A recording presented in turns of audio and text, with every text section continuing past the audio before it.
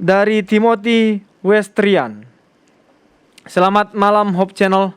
Saya ingin bertanya, kenapa Daud dan Batseba tidak dihukum rajam dengan batu waktu mereka berzina sesuai hukum yang berlaku? Silakan pendeta.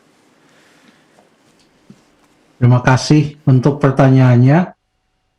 Ada suatu ketentuan hukum sipil yang diberikan kepada bangsa Israel sebagai satu bangsa. Salah satunya adalah yang dituliskan dalam Imamat pasal yang ke-20. Kita baca ayatnya, Imamat 20, ayat yang ke-10.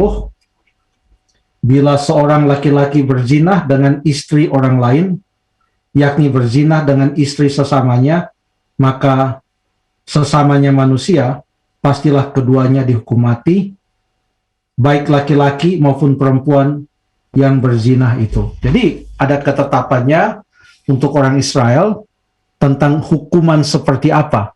Kalau perintahnya jangan berzinah itu ada dalam 10 hukum, perintah yang ke-7. Ada satu peristiwa yang terdapat di dalam Yohanes pasal yang ke-8. Coba kita ambil suatu ilustrasi. Yohanes pasal yang ke-8, sebelum kita bicara tentang Daud dan Batseba. Yohanes pasal yang ke-8, kita lihat ceritanya. Kita mulai baca ayat yang ke-3. Maka ahli-ahli Taurat dan orang-orang Farisi membawa kepada Yesus, seorang perempuan yang kedapatan berbuat zina. Jadi ada perkataan seorang perempuan yang kedapatan berbuat zina. Lalu kemudian ayat 4, mereka menempatkan perempuan itu di tengah-tengah, lalu berkata kepada Yesus, Rabi, perempuan ini tertangkap basah ketika ia sedang berbuat zina. Jadi ada kedapatan, lalu kemudian tertangkap basah. Itu yang dikatakan dalam cerita ini. Lalu mereka katakan kepada Yesus, menurut hukum Musa, maka perempuan ini harus dilempari dengan batu atau harus dihukum. Sekarang bagaimana dengan cerita Daud dan Batseba? Kita buka dalam 2 Samuel pasal yang ke-11, mengenai Daud dan Batseba. Kita tidak punya waktu membaca semua pasal ini, akan tetapi bagi yang sudah pernah membaca cerita ini, Daud melakukan semua ini secara rahasia. Orang yang ia suruh pergi memanggil Batseba pada waktu Uria, suaminya sedang pergi berperang, orang yang Daud suruh panggil Batseba juga tidak memberitahukan kepada siapa-siapa.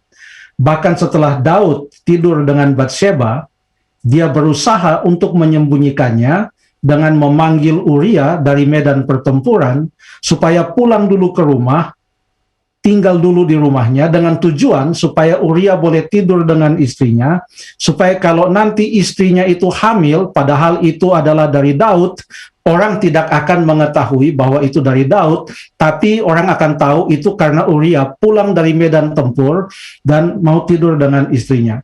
Tetapi Uria tidak mau, sudah disuruh 2-3 kali, dia tidak mau pulang untuk tidur di rumahnya. Bahkan dia tidur di depan istana raja.